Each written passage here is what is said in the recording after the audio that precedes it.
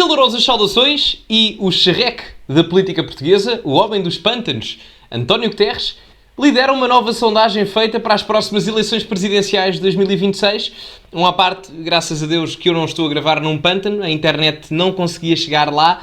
E se não houvesse internet, vocês também não conseguiam colocar like no vídeo. Portanto, aproveitem o fantástico fator de terem Wi-Fi ou dados móveis para meterem like, subscreverem o canal para chegarmos aos 50 mil subscritores e partilhem também nas vossas redes sociais. Relembro que tenho um novo Instagram, o arroba é este aqui que está aqui. Espera lá, isto aparece como... é este aqui, o underscore Gonçalo Souza, e tem o código Souza10 na Prozis. Os links estão todos na descrição.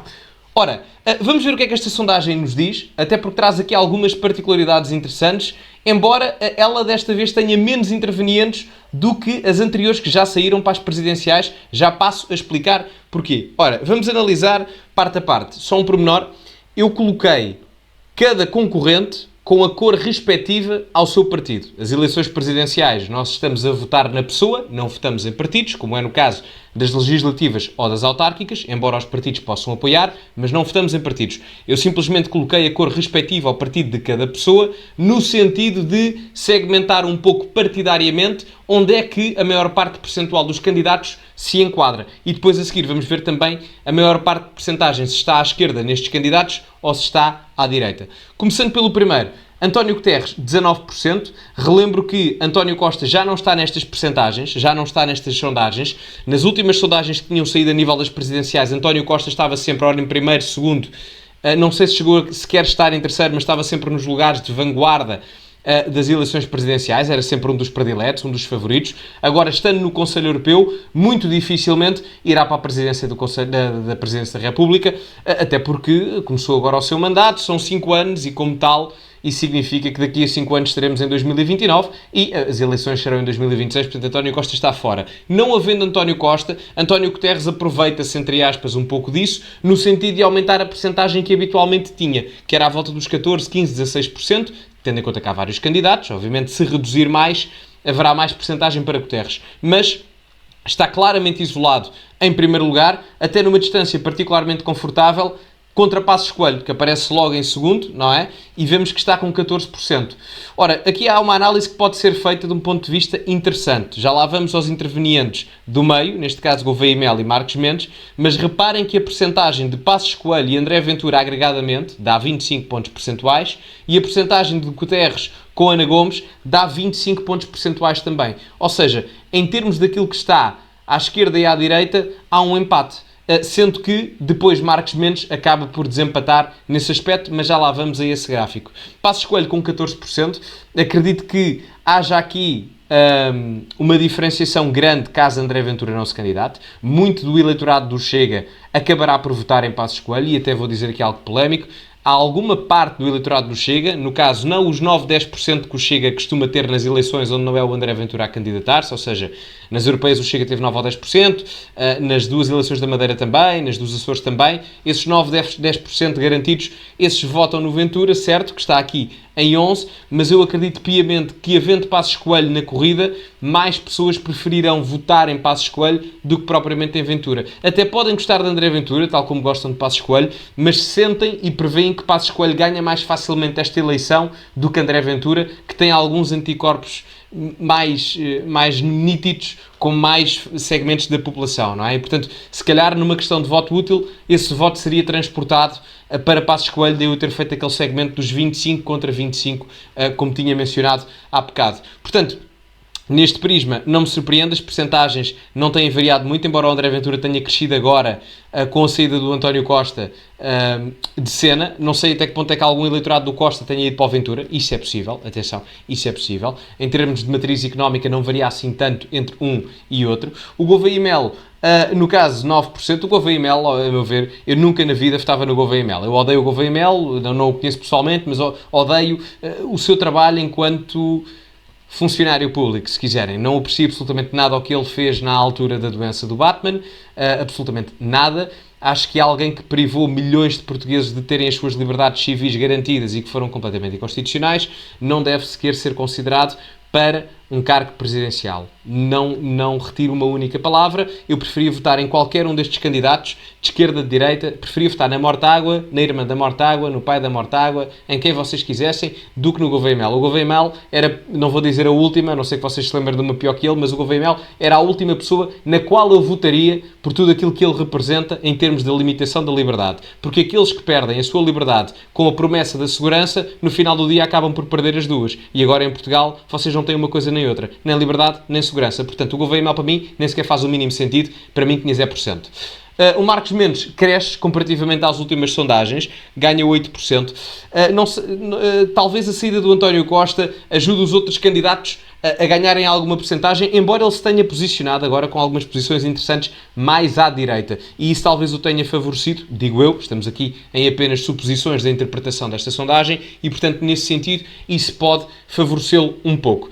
É preciso também fazer aqui uma análise. É que falta aqui muita percentagem, porque há muitos outros candidatos, mas que já não têm percentagens relevantes, não é? E, portanto, nós aqui vemos candidatos que faltam, não é? Portanto, muitas das vezes Santos Silva aparece, mas tinha 2%. Coutinho Figueiredo também costumava aparecer nestas sondagens e tinha 2 ou 3%, mas devido que se candidate, é agora eleito em 2024 para o Parlamento Europeu e devido que se candidate, acho que não faz sentido, nem para ele acho que faria, mas nem mesmo num contexto presidencial, embora, sou honesto, acho que o João Coutinho Figueiredo daria um excelente Presidente da República, muito honestamente, acho que seria dos melhores indivíduos do ponto de vista individual e político para se ter como Presidente da República, não tenho a menor dúvida disso.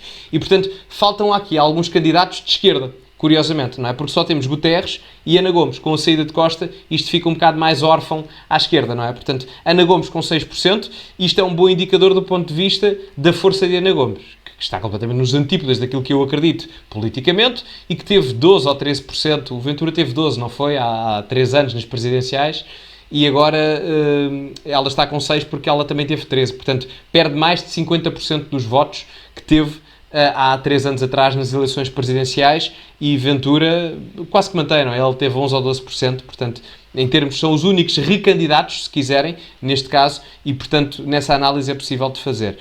Na medida dos candidatos mais à esquerda ou mais à direita, a direita ganha, mas também tem mais candidatos, não é? Nestes 6 candidatos principais, vocês até estão a ver que isto não faz 100%, ok? Porque as outras percentagens dos outros são mínimas e agregam os que faltam, que são os 30%, não é? Mas dos principais candidatos, não é? Dos que têm expressões visíveis, porque com mais de 5%, aliás, com menos de 5%, acho que vocês nem recebem uma subvenção. Portanto, os que têm mais de 5%, 42% estão à direita, à azul, e apenas 25% estão à esquerda. Isto deve-se ao facto de também haver mais candidatos à direita, não é? E pode acontecer uma coisa muito interessante, que é, nós podemos ter uma espécie de empate temporal à direita com o que aconteceu com a esquerda. Nós tivemos presidentes da República de esquerda de 1986 a 2006. Mário Soares, de 86 a 96, Jorge Sampaio, de 96 a 2006. E depois tivemos 10 anos de Marcelo, 10 anos de Cavaco, 10 anos de Marcelo, ou seja, 20 anos de direita, e agora, caso um candidato de direita ganhe, podemos ter 30 anos de presidência da República em Portugal com um candidato de direita. Embora eu acho que Marcelo, ideologicamente, fez um shift muito mais para o centro nos últimos anos. Ele, em 2008, dizia que era nacionalista. Não sei se estão a perceber. Há vídeos disso, eu até já reagi a isso. Se pesquisarem aqui no segundo canal, até acho que já reagi a isso. Mas é uma curiosidade. Podemos ter mesmo 30 anos de presidência da República à direita em Portugal, o que seria particularmente interessante. No caso da esquerda, vamos ver. Há muito tempo que não controlam este órgão de soberania, embora, obviamente, com Marcelo Rebelo de Sousa isso seja um bocado dúbio, porque António Costa e Marcelo Rebelo de Sousa estavam numa simbiose político-institucional que se formava quase num só, até comprometer em determinado aspecto a separação de poderes. Agora, voltando aqui, fazendo aqui só uma análise ao primeiro gráfico, destes todos, vou dar um bocado a minha análise preferencial, já fiz aqui a análise estatística e política, destes todos, eu, na posição de Presidente da República, eu gostaria mais de ver claramente Passos Coelho, mas indubitavelmente, não é? Acho que o André Ventura é muito mais necessário no Parlamento por várias razões. Primeiro, no contexto político em que estamos, a Presidência da República normalmente é atribuída a alguém com mais experiência política. Não que eu acho que ele fosse necessariamente um mau Presidente, não é isso. Eu acho que o André Ventura, no caso, dá mais ao país estando no Parlamento pelo seu estilo político, que é mais aquele animal político, no sentido teórico do termo, pesquisei o termo. O Sócrates utilizava essa expressão, quem se recorda certamente, de combate, não é? E não tanto numa posição moderadora.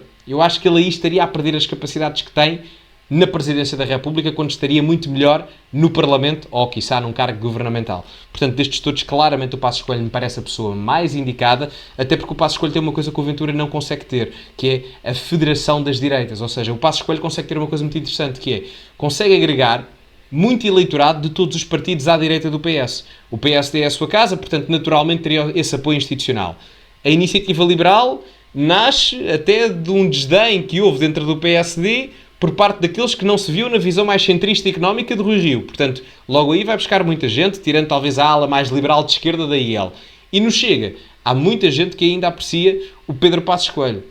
Eu sou suspeito, enfim, ele foi meu professor, não é? Mas, tirando essa parte à parte, acho que efetivamente seria uma vantagem para a direita uma federação de apoio a Passos Coelho, porque, volto a frisar, seria muito interessante continuar na presidência da República durante 30 anos, o espaço político à direita do Partido Socialista ocupado.